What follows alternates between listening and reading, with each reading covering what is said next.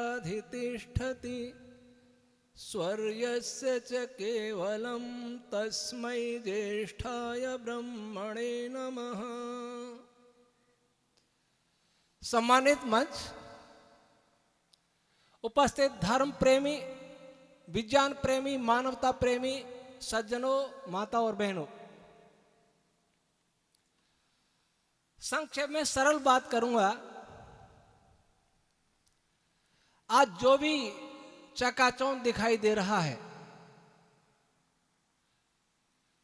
बहुत सुंदर नजर आ रहा है। उसके लिए किसी शायर ने कहा है, राहें खूबसूरत नजर आ रही हैं, वे तबाही के घर ले जा रही है।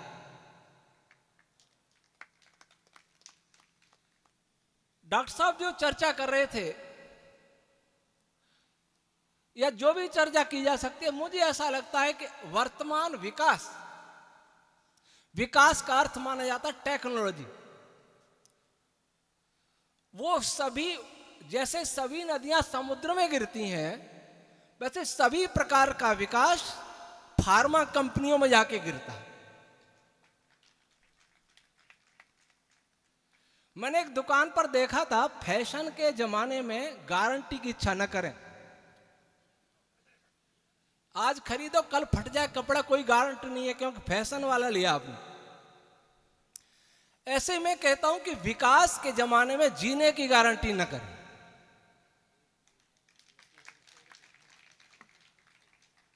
विकास के सपने हमें इसलिए दिखाए जा रहे हैं कि हम सब बीमार होवें और हमें पता भी नहीं। मैं इस मोह के जाल में कभी नहीं पड़ता। बड़े बड़े हाईवे बन जाएंगे, बड़ी बड़ी गाड़ियां आ जाएंगी, एआई, इंफॉर्मेशन टेक्नोलॉजी, बहुत सारी आधुनिक तकनीक आ जाएंगी, लेकिन जिसके लिए तकनीक बनाई जा रही है वो बचने वाला नहीं। उसका उपयोग कौन करे? ये सड़कें सुनसान होंगी। अभी देख रहे हैं आप, काफी दिन से मौसम कैसा चल रहा है। जिनके पास खेती नहीं, उनको नहीं पता है किसान का दर्द क्या होता है। 4 महीने से परिश्रम किया, कर्ज लेकर के बीज डाला, खाद डाला, ओला गिरा, वर्षा हुई, समाप्त हो गया, उसका क्या होगा? उसके बारे में कोई सोचने वाला नहीं। और सारे विनाश की जड़ है ये विकास। अगर मैं पूछना चाहता हूं, हम सुविधाओं का उपयोग क्यों करना चाहते हैं? सुविधा किस लिए? इसलिए कि सुविधा से सुख मिले। अगर सुविधा से सुख नहीं मिलता, दुख पैदा होता है, तो वो सुविधा हमारे लिए कोई काम की नहीं। कान का कुंडल हमारे कान को फाड़ दे तो उस कान का कुंडल उतार के फेंकना ही उचित है। अगर कोई व्यक्ति भोजन क्यों करता है? इसलिए करता है कि उसकी भूख मिटे। लेकिन ऐसा भोजन हो जिससे कभी भूख न मिटे, स्वादिष्ट बहुत हो, उसको कितने लोग करेंगे? कब तक करेंगे? विकास की भूख, इच्छाओं की भूख, सुविधाओं की भूख कभी मिटने वाली नहीं है और सुख मिलने वाला नहीं। जो देश हमारी अपेक्षा बहुत विकसित हैं, उन देशों में क्या हो रहा है? हम अमेरिका का मॉडल बनाना, अमेरिका हमारे लिए मॉडल है, आदर्श है। जिस अमेरिका में सबसे ज्यादा पागल हैं, आंकड़े देख लीजिए, मेरे पास रखा है, मेंटल डिसऑर्डर के रोगी सबसे ज्यादा दुनिया में अमेरिका में है। कैंसर के रोगी दूसरे नंबर पर अमेरिका है विश्व में। और वो चाहते हैं कि हम भी, भारत देश भी ऐसा ही बन जाए। जनसंख्या की दृष्टि से भारत अमेरिका से बहुत बड़ा है। अगर उसके अनुपात में हमारे पागल हो जाएं तो क्या होगा? उसके अनुपात में हमारा कैंसर हो जाए तो क्या होगा? ये होगा, फार्मा कंपनियों की इनकम बहुत बढ़ जाए। नए नए वायरस आ रहे हैं। इस धरती का सबसे बड़ा वायरस है बिल गेट। जब से ये व्यक्ति फार्मा कंपनी में आया, जब से वायरस आ रहे हैं, जब से ये व्यक्ति फार्मा कंपनी है, जब से नपुंसकता बांझपन बढ़ रहा है, और संतान पैदा करने के लिए कहा जा रहा है लैब में पैदा होंगी संतान, 30,000 एक साथ बच्चे पैदा होंगे। वो बच्चे नहीं होंगे, रोबोट होंगे, रोबोट उनके गुलाम पैदा होंगे। उसको हम कह रहे हैं विकास।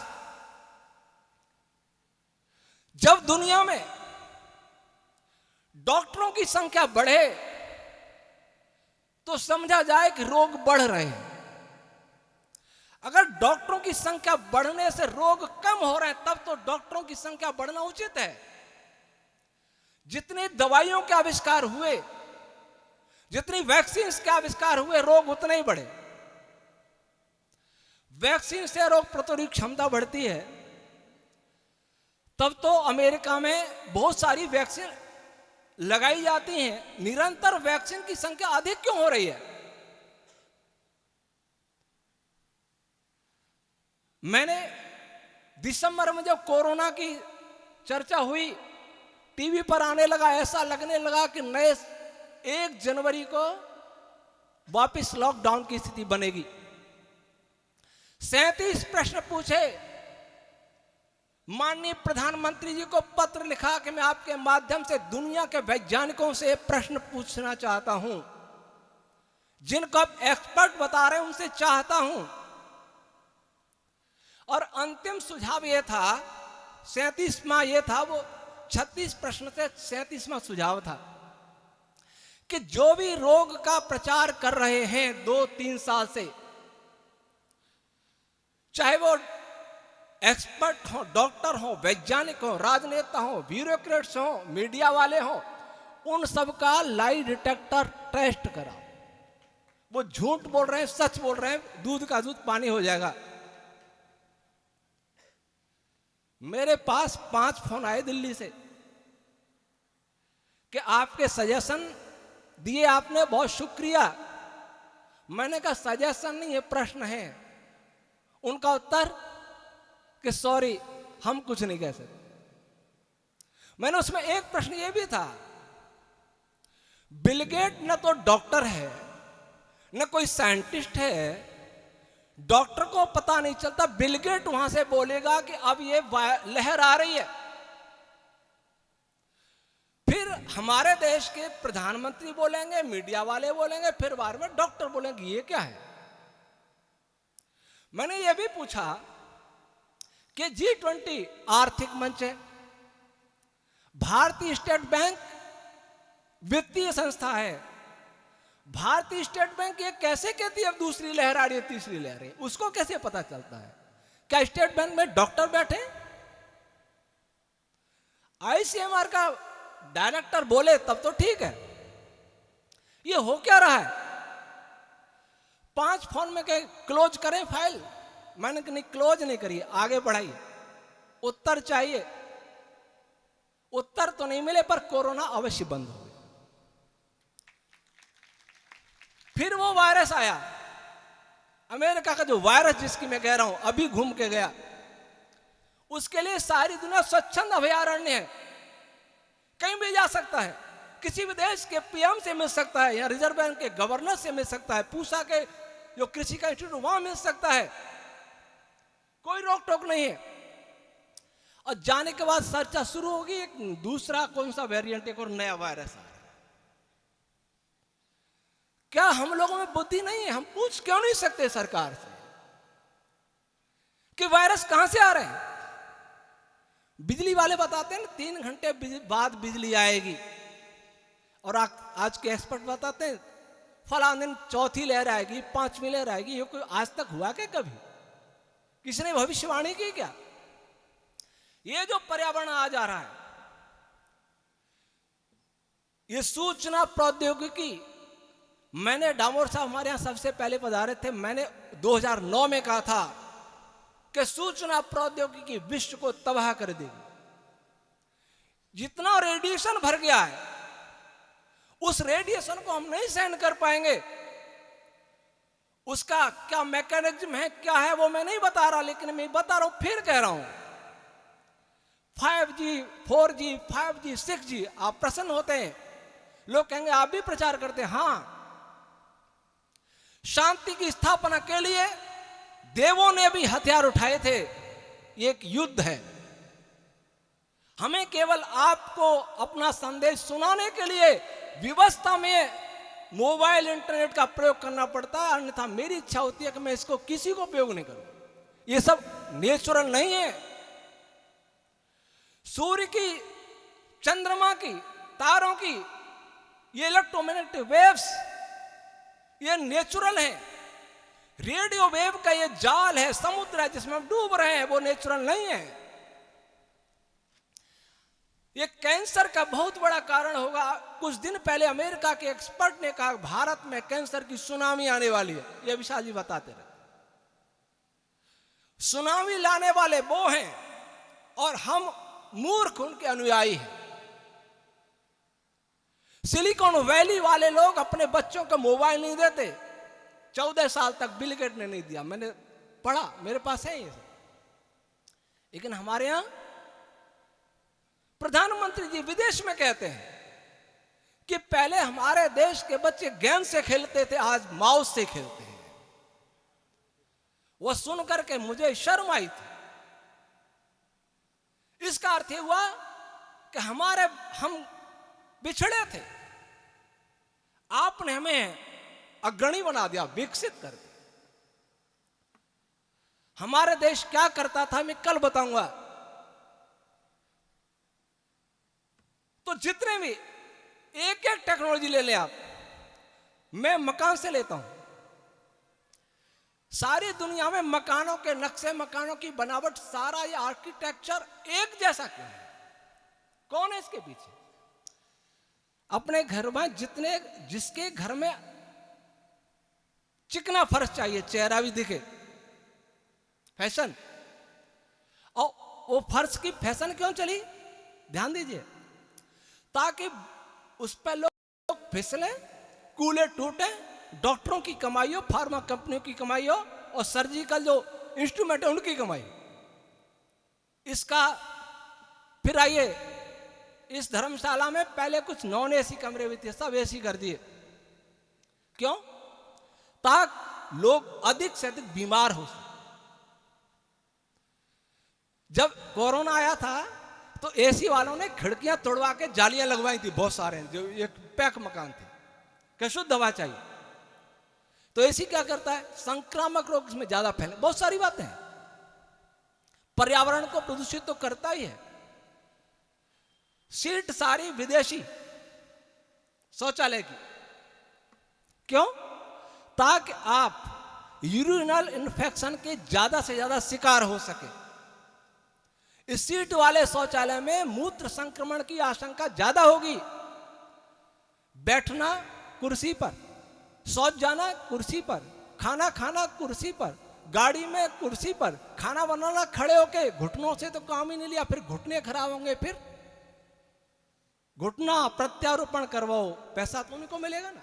इसका भी लिंक वहीं से। सारे फर्टिलाइजर इसलिए बनाए जा रहे हैं कि ताकि अधिक से लोग कैंसर से पीड़ित हों, और एक बार जो कैंसर से पीड़ित हो गया, लाखों रुपए दे के जाएगा फार्मा कंपनी और डॉक्टरों को। मरेगा तो अलग, लेकिन तो तुरंत नहीं मरेगा। सारा घर बेच करके उन कंपनियों को दे के जाएगा। इसलिए तो ये लाया गया। इस सारा इंटरनेट वगैरह क्यों हमें भी ये चकाचौंध दिखा? ताकि सभी लोग कैंसर से पीड़ित हो सके। उज्ज्वला योजना, घर में चूल्हे जलते थे, लकड़ी जलती थी, अब कहते हैं कार्बन डाइऑक्साइड पैदा होती है। मैं पूछता हूं, जब तक दुनिया में चूल्हे जलते थे तब तक वायु प्रदूषण ज्यादा था कि अब ये गैस के बाद वायु प्रदूषण बढ़ा?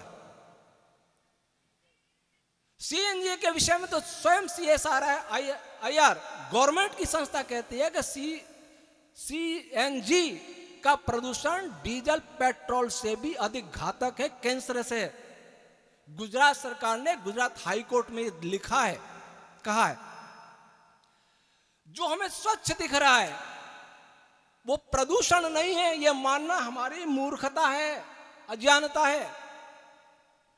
पत्थर सबको दिखता है, पत्थर से ज्यादा मार राइफल की गोली करती है, वो दिखती नहीं है। जाती हुई दिखेगी नहीं, लेकिन मार ज्यादा करेगी। हमने स्पेस को इतना प्रदूषित कर दिया। मैं पूछा करता हूं, इसमें भी प्रश्न है, 17 प्रश्न मैंने क्लाइमेट चेंज पर अभी प्रधानमंत्री जी को लिखे कि इन प्रश्नों को G20 देशों की मीटिंग में उठाइएगा कि जो रेडिएशन फैलाया जा रहा है, क्या दुनिया के किसी साइंटिस्ट ने इस रेडिएशन, इलेक्ट्रोमैग्नेटिक वेव के फोटोन की संरचना और उसकी प्रॉपर्टी को ठीक ठीक जान लिया है क्या? और जिस स्पेस में ये रेडियो वेव गमन करती हैं, क्या उस स्पेस के इंटरनल स्ट्रक्चर को पहचान लिया है क्या? नहीं पहचाना है तो इनका अंधाधुंध प्रयोग क्यों हो रहा है? ये उसी प्रकार की मूर्खता है जैसे कोई व्यक्ति गाड़ी के बारे में कुछ नहीं जानता है, कभी नहीं देखी और रोड भी नहीं जानता, रोड कैसा, उसमें बैठ करके कोई भी व्यक्ति गाड़ी रोड पर नहीं चलाए। गाड़ी के बारे में जानेगा, रास्ते के बारे में जानेगा, तभी गाड़ी चलाएगा। लेकिन हम इस फोटोन की रचना को साइंटिस्ट आज तक नहीं जाने, और जिस रोड पर ये गमन करती स्पेस में उसकी रचना को भी आज तक नहीं जाने, तो इनका प्रयोग हमारे लिए हानिकारक ही होगा, लाभदायक कभी नहीं होगा। अब आप कहेंगे कि ये तो सूर्य की किरणों के लिए भी ये बात लागू हो रही है। सूर्य के फोटोन्स को भी हम उनके स्ट्रक्चर को नहीं जानते, स्पेस को भी नहीं जानते, तब इनका तो प्रयोग कर रहे हैं। इनका प्रयोग कर रहे हैं क्योंकि इनमें तो हम पैदा हुए हैं, हम वायुमंडल के दबाव में पैदा हुए हैं, इसलिए इस दबाव को कम कर दे तो भी हम मरेंगे और बढ़ा दे तो भी मरेंगे। जिसमें हम पैदा हुए हैं वो सहन करने के लिए हमारा शरीर डिजाइन किया गया है, लेकिन जिसमें हम रेडियो वेव्स में पैदा नहीं हुए हैं और जो हो रहे हैं, उन बच्चों की स्थिति, उनके डीएनए डैमेज होंगे। रिसर्च है, बहुत सारे हैं मेरे पास, ये रिसर्च, उनका डीएनए चेंज होगा, नपुंसकता आएगी, बांझपन आएगा, कैंसर पैदा होंगे, बहुत सारे रोग पैदा होंगे। क्या हम यही चाहते हैं कि अब ऐसा हो? आप कहेंगे काम कैसे चलेगा? आज अगर सेना को छोड़ करके अन्यत्र सर्वत्र बंद कर दिया जाए तो कोई प्रलय आने वाला नहीं, क्योंकि देश की सुरक्षा पहले। और दूसरी बात यह है कि इन सब के प्लेटफॉर्म, इन सब के मंच हमारे हाथ में नहीं। गूगल है, फेसबुक है, जो भी है, हमारे हाथ में क्या है? सारा कंट्रोल तो वहां से हो रहा है ना, विदेश से। आधार कार्ड से जोड़ देना, सुविधा हो जाएगी। ये सब जोड़ के सारी अपनी जानकारियां हम उन लोगों को क्यों दे रहे हैं जिन्होंने हमें 200 वर्ष तक लूटा? हमें नहीं, सारी दुनिया को लूटा। यरूशलेम से चले 100 देश बसा लिए, करोड़ों लोगों का कत्ल करके, उन्हें गुलाम बना करके हम उनके हाथ में अपनी लगाम क्यों दे रहे हैं?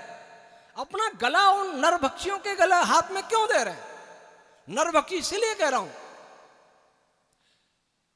कोरोना के समय में इंटरनेशनल कोर्ट में केस दायर किया गया बिल गेट्स के खिलाफ और 5 व्यक्तियों के खिलाफ मास मर्डर का केस। ओहियो कोर्ट में इनके खिलाफ केस दायर किया और बताया कि इनका वुहान में इन्हीं का पैसा लगा था, हुआ कुछ नहीं।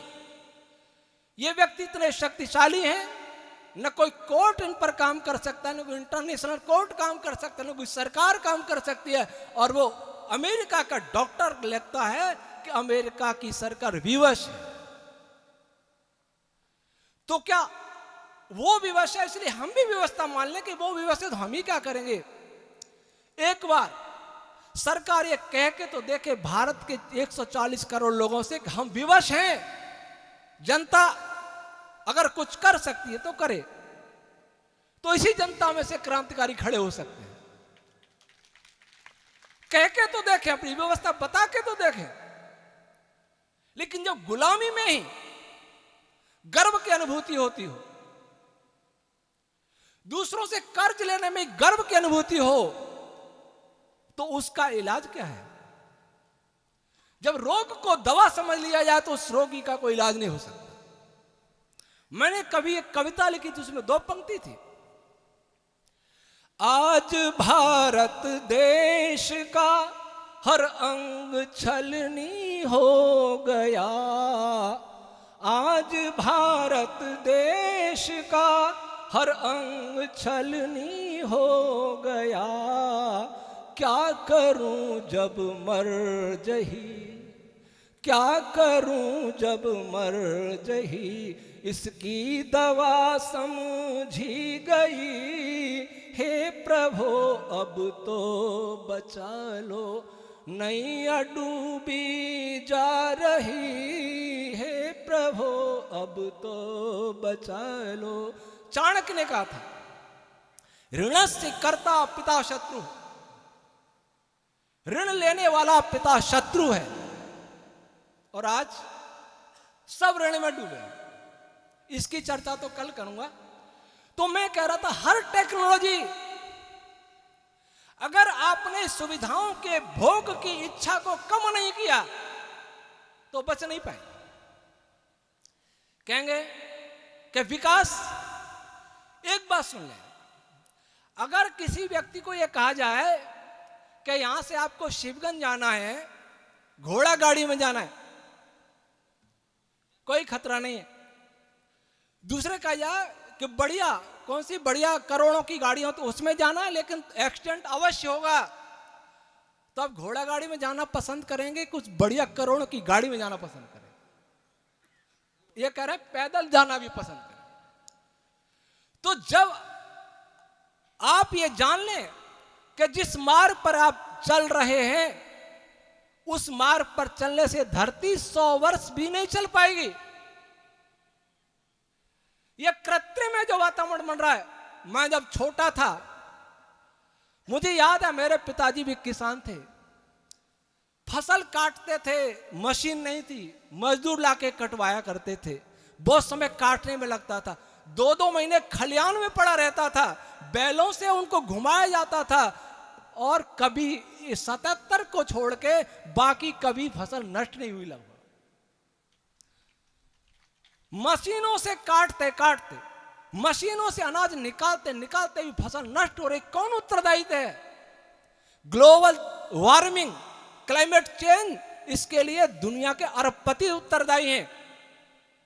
अभी राजस्थान पत्रिका में एक रिपोर्ट है, मैं लाया हूं उसको, उसमें लिखा है कि दुनिया के 135 अमीर लोग, इतना ग्लोबल वार्मिंग का कारण है, अन्य शेष लोगों की अपेक्षा 90%।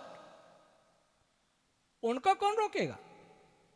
आज कहा जाता है कि जो देश जितनी अधिक ऊर्जा की खपत करता है प्रति व्यक्ति, वह उतना ही विकसित है। और ऊर्जा की खपत करने के लिए पर्यावरण प्रदूषण बढ़ता है, किसी भी प्रकार की ऊर्जा खपत।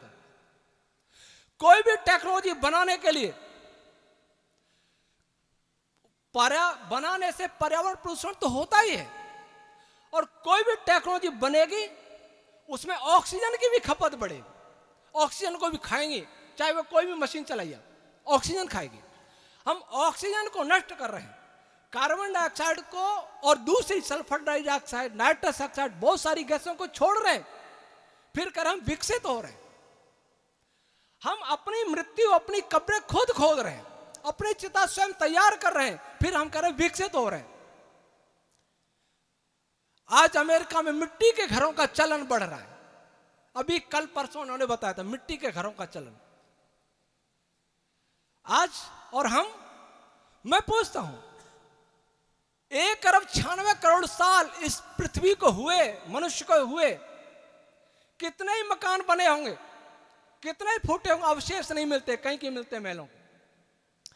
लेकिन जब सीमेंट के भवन 50-60 साल में गिर जाएंगे तो धरती इस भवनों का बोझ सह नहीं पाएगी। जहां भी मलबा पड़ेगा वहां विनाश होगा, जहर हो जाएगा, खेती काम की नहीं रहेगी। क्या होगा फिर? पर हमें सीमेंट कंपनियों को कमा के देना है, मिट्टी में नहीं रहना है।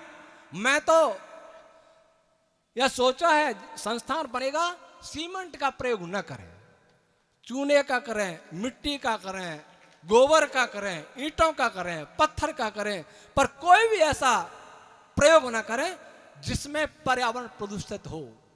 हम ही उत्तरदायी हैं। अगर हम इसको नहीं बचाएंगे तो फिर कौन बचाएगा? ऐसा लगता है आज मनुष्य ऐसे जी रहा है जैसे कोई किराएदार, बुद्धिमान नहीं, मूर्ख किराएदार।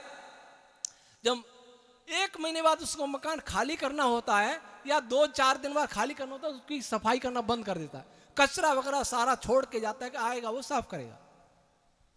इस धरती को हम कचरा का पात्र बना दिया है। समुद्र प्रदूषित, मिट्टी प्रदूषित, खाद्य प्रदूषित। ये अन्न में जहर किसने भरा? फलों में जहर किसने भरा? कौन उत्तरदायी है? हवा में जहर किसने घोला? पानी में जहर किसने घोला? स्पेस में जहर है, रेडिएशन स्पेस में जहर है। एआई की जो बात करते हैं, ये कभी एआई रावण के पास भी थी, क्या परिणाम हुआ? क्या टेक्नोलॉजी हमारे यहां थी, वो उसकी चर्चा में कल करूंगा। लेकिन उनके साइड इफेक्ट वो रोकने की उनमें क्षमता भी थी। पर्यावरण प्रदूषण न रावण की टेक्नोलॉजी से हुआ, न महाभारत की टेक्नोलॉजी से हुआ। वो दूसरे कारण थे जिससे विनाश हुआ, अहंकार के कारण विनाश हुआ। तो जो भी हम प्रयोग कर रहे हैं, क्या हम ये सोच रहे हैं कि हम कुछ साल ही जिएंगे? कुछ लोगों ने अपने शुक्राणुओं को चंद्रमा पर इकट्ठा कर लिया है। उन्हें पता है कि धरती मिटने वाली है, वो मिटा करके हमको मार करके वहां भाग जाएंगे, लेकिन हम फिर भी उनको देवता माने बैठे। जब तक आपने ऋषियों को देवता नहीं मानेंगे, कहां ऋषि रहे आपके लिए, कहां है? उसकी चर्चा कल करूंगा। कौन हमारे आदर्श हो गए? हमारे आदर्श वो हो गए जिन्होंने मारा, सताया, कोड़े मारे, गोलियों से भूना, दास बनाया। आज भी दास है, आज भी हम दास हैं। कोई स्वतंत्र नहीं है, केवल ये दिखावा है। स्वतंत्रता होते स्वतंत्र होते हमारे अंदर आत्म गौरव होता, स्वाभिमान होता। हमारे अंदर कोई राष्ट्रीय स्वाभिमान नहीं है, कोई प्राचीन संस्कृति सभ्यता विद्या का स्वाभिमान नहीं है। इसलिए समय बहुत हो गया है। मैं आपसे इतना ही आग्रह करूंगा कि आप जो भी साधन प्रयोग कर रहे हो, इंटरनेट का प्रयोग कर रहे हो, तो उतना ही करें जो बहुत आवश्यक हो। अनावश्यक मनोरंजन, मोबाइल लेके सारा बैठे रहना, कंप्यूटर लैपटॉप लेके बैठे रहना बिना काम के, इसको तो कम से कम बंद कर दो। इसको बंद कर देंगे तो भी 80% कम हो जाएगा। आज के लड़के लड़कियों के क्या हाल है? हम जहर घोल रहे हैं स्पेस में, और अगला जहर मनस्तत्व, हिंसा की तरंगे, काम की तरंगे, क्रोध की तरंगे, ईर्ष्या की तरंगे, द्वेष की तरंगे। यह भी हमने पत्र में लिखा है कि जो साइंटिस्ट ये मानते हो कि इनसे पर्यावरण प्रदूषित नहीं होता, उनसे मैं और मेरी टीम उनको चुनौती देती है, उन वैज्ञानिक को। भारत के वैज्ञानिक प्रोफेसर मदन मोहन बजाज दिल्ली यूनिवर्सिटी में प्रोफेसर थे, मेडिफिजिक्स डिपार्टमेंट के हेड थे। वो मेरे पास मिलने आए थे। वो जानते हैं डामोर साहब, देखा उनको, 13 में आए थे। उन्होंने, उनका रिसर्च है कि जो पेन वेव्स है, आइंस्टीन नाम से पेन वेव्स, आइंस्टीन, इसका मतलब आइंस्टीन मानते थे, उनके कारण भूकंप आते हैं, सुनामी आती है। मैंने प्रोफेसर बजाज साहब को कहा कि केवल इनके कारण नहीं, बजाज साहब और भी वेव्स होती हैं। कि स्वामी जी वो कौन सी? मैंने, आपने पेन वेव्स अर्थात दर्द की तरह, मैं कहूंगा क्रूरता की वेव्स, हिंसा की वेव्स, द्वेष की वेव्स, कामुकता की वेव्स, ईर्ष्या की वेव्स, शोक की वेव्स। तो उनको आश्चर्य हुआ कि हाँ, फिर तो यह भी होना चाहिए। मैंने, और इनको नष्ट करने का तरीका प्रेम की वेव्स, करुणा की वेव्स, नम्रता की वेव्स, सत्य की वेव्स। एक बात तो झूठ की वेव्स, झूठ की वेव्स वेद में लिखा, सत्य नोत्तभिता भूमि सत्य तपते रवि। सत्य पर धरती टिकी और सत्य से सूर्य तपता है। ये साधारण बात नहीं है। झूठ बोलने से आप अनुभव करें कि झूठ बोलें तो आपको, आपके मन में कितने विकार पैदा होते हैं। क्या सोचूं, अब क्या कहूं, अब क्या कहूं, बहुत डिस्टॉर्शन होता है मस्तिष्क में, मन में, जो हमें दिखता नहीं है, हर आदमी अनुभव करता है।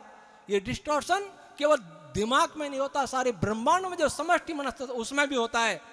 और वो डिस्टॉर्शन सारी प्रकृति को क्षुब्ध कर रहा है, वह भी एक पर्यावरण क्लाइमेट चेंज का बहुत बड़ा कारण है। और दुर्भाग्य से ये राम राज्य वाला देश 70% मांसाहारी हो गया है और बढ़ता जा रहा है। गाय पालने के लिए रजिस्ट्रेशन कराना पड़ता है। पिछले दिनों में खबर आई थी, जयपुर 1000 रुपया रजिस्ट्रेशन, 1 से 2 गाय पालो तो शहर में। मुर्गी पालेंगे आपको अनुदान मिलेगा, मछली पालेंगे अनुदान मिलेगा, सुअर पालेंगे अनुदान मिलेगा, गाय पालेंगे दंड मिलेगा। ये रामराज्य क्या हो रहा है? मांसाहार को बढ़ावा दिया जा रहा है और फिर हम कह रहे हैं कि क्लाइमेट चेंज नहीं हो। क्लाइमेट चेंज तो करना चाहते हैं, जनसंख्या कम करना चाहते हैं, जनसंख्या कम होनी चाहिए, पर यह तरीका नहीं है।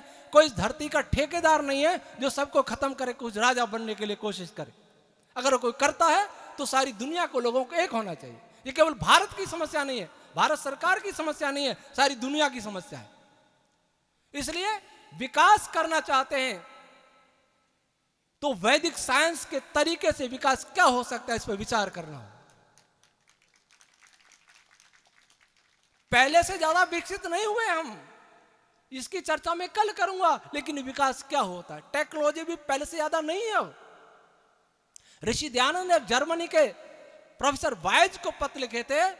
उस समय जरूर साइंस नहीं था, लेकिन उससे पहले बहुत साइंस था और वो साइंस चोरी चला गया, साहित्य चोरी चला गया, नष्ट कर दिया गया। उसकी ओर कोई ध्यान नहीं देता कि हम साहित्य को वापिस लाएं। कोई आवाज नहीं आती।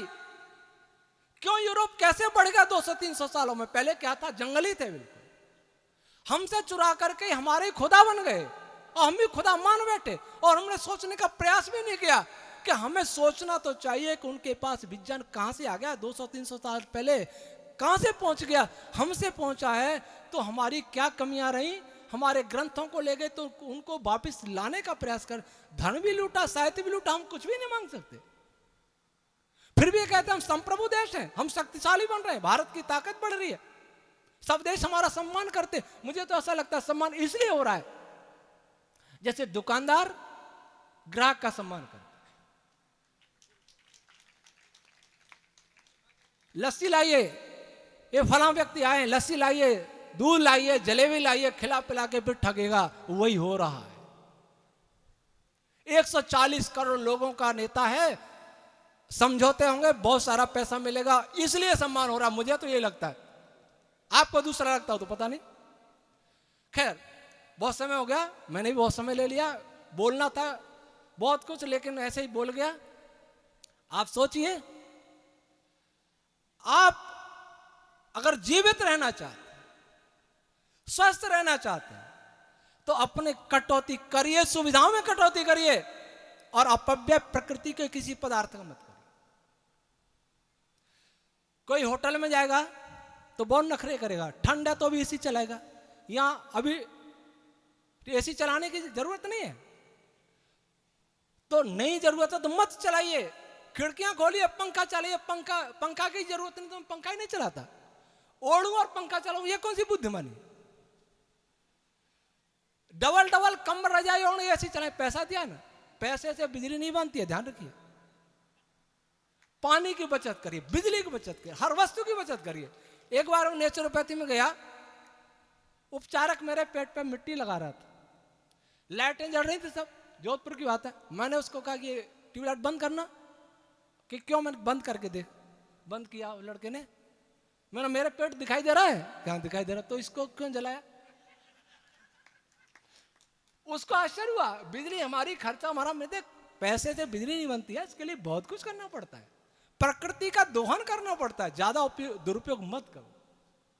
इतना भी सीख ले तो भी हम कुछ तो बच पाएंगे। परमात्मा की दृष्टि में कम से कम दंड मिलेगा हमको, दंड तो मिलेगा, अपराधी तो हम हैं कि दुरुपयोग कर रहे हैं। कम से कम करिए। सदुपयोग और दुरुपयोग की बीच की रेखा बहुत पतली होती है। ये आप स्वयं निर्धारण करें कि क्या हम, कौन सी ऐसी चीजें हैं जिसके बिना हम जी नहीं सकते, कौन सी चीज ऐसी हैं जिसके हम जीत तो सकते हैं पर थोड़ी कठिनाई हो सकती है। और कौन सी चीज ऐसी है जिसकी हमारे दिल में कोई उपयोगिता नहीं है? जिसकी कोई उपयोगिता नहीं, कम से कम वो तो पहले बंद कर दीजिए। आए आत्मनिरीक्षण करें। मैं केवल मनोरंजन के लिए बोलता नहीं, आयोजन भी मनोरंजन के लिए नहीं होता। आयोजन इसलिए होता है कि हम कुछ दिशा लें, जीवन में कुछ बदलाव करें। ईश्वर भक्ति के जप और तप, जप, माला, यज्ञ, हवन, संध्या, यही ये ईश्वर भक्ति नहीं है। ईश्वर भक्ति के लक्षण प्रिय विशाल बता रहे थे। ये तो संकेत है। जीवन जीने की कला कैसे जिए, प्रकृति में जो ईश्वर ने हमें दिया उसका कैसे सदुपयोग करें। सब स्वामी जी बता रहे, सदुपयोग और दुरुपयोग। दुरुपयोग पाप, सदुपयोग पुण्य। आए हम प्रयास करें, बदलें। कठिनाई होगी बदलने में, लेकिन अगर आपने आज कठिनाई नहीं सहन की तो भविष्य सुरक्षित नहीं है। ऐसे भूकंप आएंगे, ऐसे बवंडर आएंगे, ऐसे तूफान आएंगे, चक्रवात आएंगे, कोई नहीं बच सकता। जो बड़े बड़े बैठे हैं, बड़े बड़े देश, बड़े बड़े लोग, एक भी बचने वाला नहीं। धरती पर रहना आया नहीं, चंद्रमा पर जाके रहेंगे, मंगल पर जाके रहेंगे। अपना घर तो साफ नहीं होता, दूसरे घर में जाके रहेंगे। ये कैसी बुद्धिमानी है? चंद्रमा को भी गंदा करो। अभी सुना सूरज का, मैंने ये भी लिखा है सूर्य पर भी प्रभाव पड़ेगा, सूर्य से भी बहुत भयानक कुछ घटनाएं घट सकती। पिछले दिनों सारा सूर्य का एक टुकड़ा अलग हो गया। वैज्ञानिक सोच रहे हैं कि इधर न गिर जाए। मैं सोचता हूं जल्दी गिरे तो ठीक, क्योंकि धरती रहने लायक है ही नहीं। एक साथ समाप्त हो, नई सृष्टि का उदय हो, खंडरों पर नए भवन बने, खंडरों को ढा करके। ये सब खंडर हमने किए हैं। आए विचार करें और कठोर बन करके, अपने प्रति कठोर बन करके अपनी शैली बदलें। ओम शम।